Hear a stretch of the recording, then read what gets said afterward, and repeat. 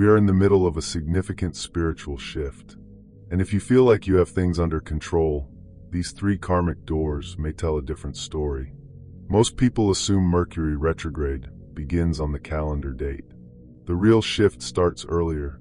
Right now, in the days before Mercury turns backward in Pisces, life is already tightening, redirecting, closing in on decisions you didn't know you were making.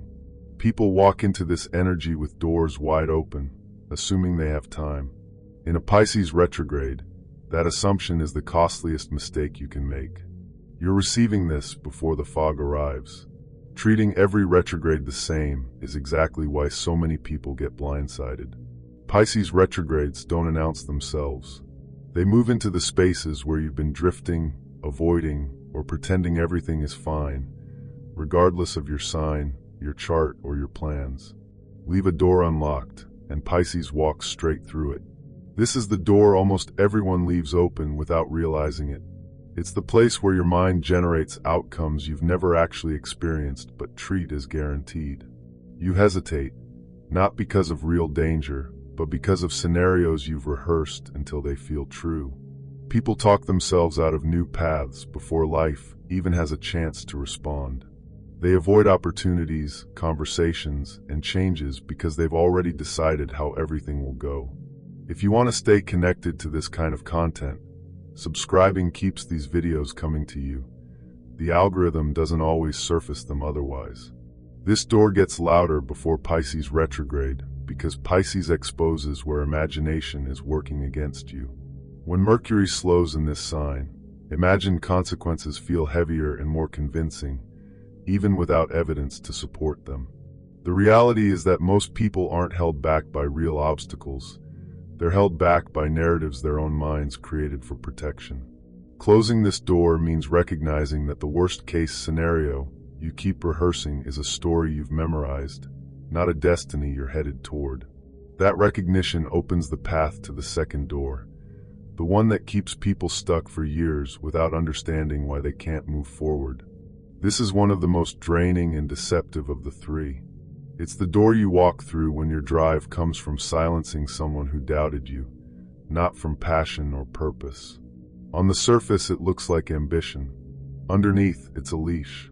When your motivation is anchored in proving something, you remain tied to the person, the wound, or the moment you're trying to outrun. People chase success to make a parent, an ex, or a critic finally acknowledge their worth. They fight arguments that ended years ago.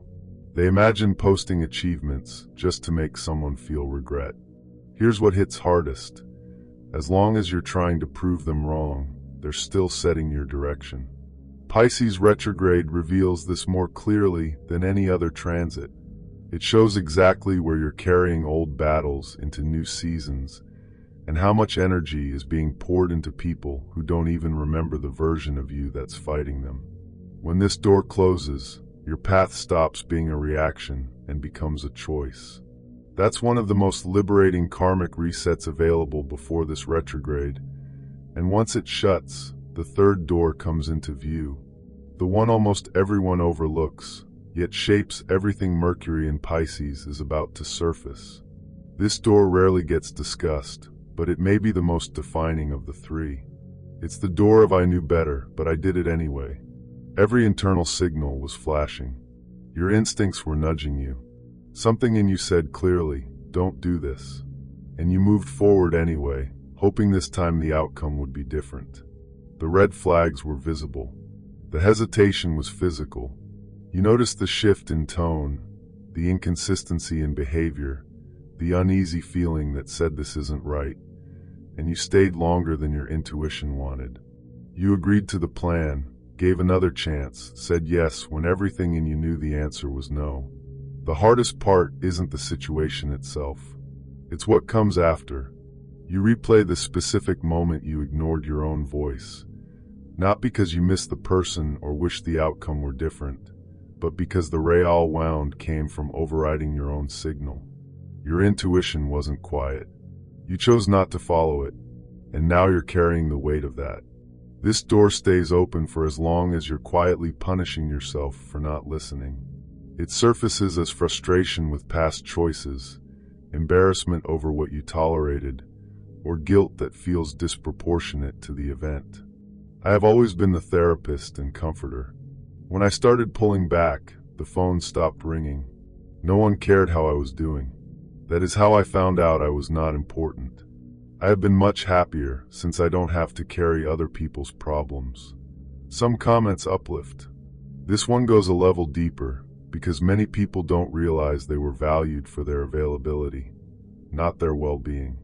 When you finally pull back to breathe, the silence is revealing. But there's something powerful in this story. You chose yourself. You stopped overextending, and instead of bitterness, you found happiness. That's growth with boundaries. There's a clear sign this door remains open, and it's more common than most people realize. Your mind returns, unpredictably mid-ordinary moment, to the exact point where you felt the hesitation and proceeded anyway. Not the relationship as a whole, not the full event, just that one specific choice. It surfaces because your mind hasn't yet forgiven you for stepping over your own internal boundary. People assume they're over something because they no longer feel attached to the person or outcome. But closure lives in the internal memory, not the external story. When a memory keeps visiting you out of nowhere, the emotional file is still open. This door also shows up as a specific kind of hesitation. When something new enters your life, a connection, an opportunity, an idea, you pull back. Not because of the new thing, but because you're afraid of repeating the old mistake. It's mistrust in your own judgment, shaped by the moment you didn't listen to yourself. That fear becomes a filter over everything new, making you overly cautious or emotionally unavailable without intending to be. You think you're protecting yourself. You're protecting a version of yourself who once felt unprepared. Recognizing this tells you exactly where healing needs to happen, not in the past event, but in your relationship with your own intuition. Once you forgive yourself for the moment you didn't listen, your mind stops pulling you back there. The memory stops interrupting your days. New opportunities stop feeling like threats.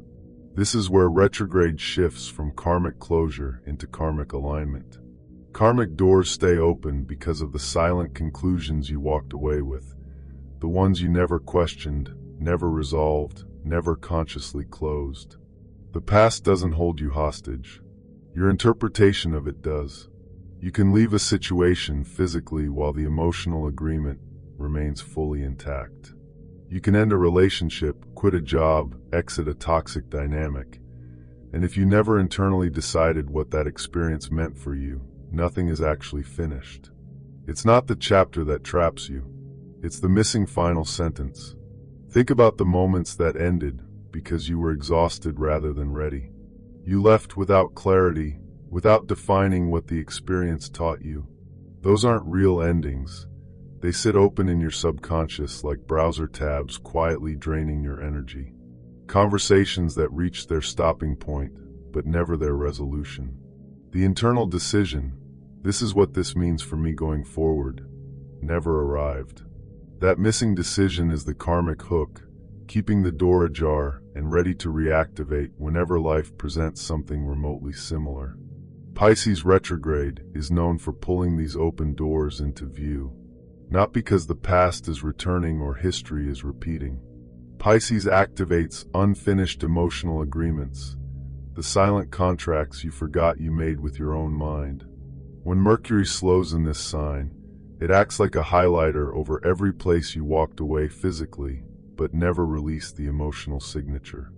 When you finally close a karmic door consciously, when you name the conclusion, accept it, and release the old agreement, the past loses access. You move forward without unfinished endings pulling at your feet.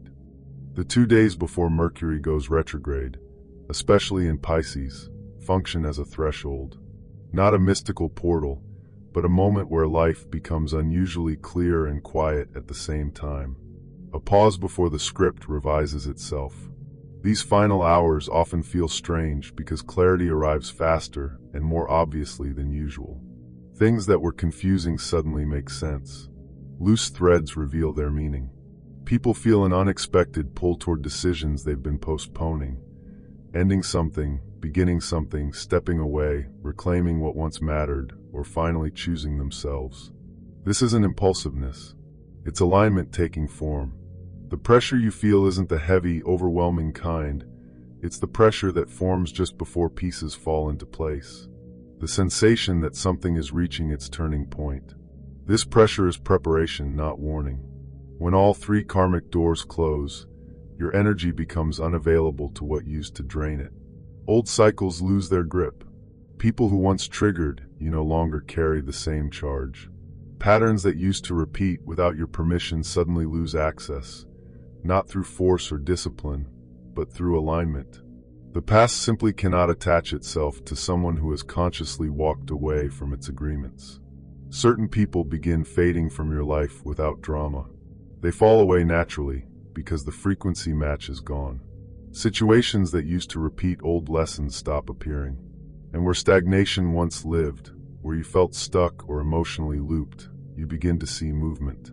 Openings. Life rearranges around the version of you that finally feels ready.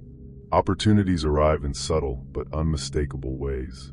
Conversations that stalled begin to progress. Ideas that felt impossible start revealing their next steps. You feel guidance where there was resistance, clarity where there was fog, momentum where there was hesitation. If this kind of content speaks to you, subscribing means you won't miss what comes next, especially as this retrograde unfolds. Retrograde stops feeling like a setback and becomes a breakthrough. You stop bracing for problems and start anticipating insight. You stop reacting and start feeling ahead. You become someone who understands how to work with cycles rather than get pulled through them. Closing these three doors puts you on the highest available timeline for this Pisces retrograde, the one where the cycle becomes a rebirth. As you move into this energy, remember, you're walking in with clarity. You've closed doors most people don't even know they're carrying. Pisces is here to refine you, to guide you toward the version of yourself you're just beginning to meet. Take the next few days gently. Let things rearrange without forcing control over every detail. Trust what rises up, even before it fully makes sense. You've already done the hardest part. You showed up. Whatever this cycle brings, you're more prepared than you think, and the next chapter is already moving toward you.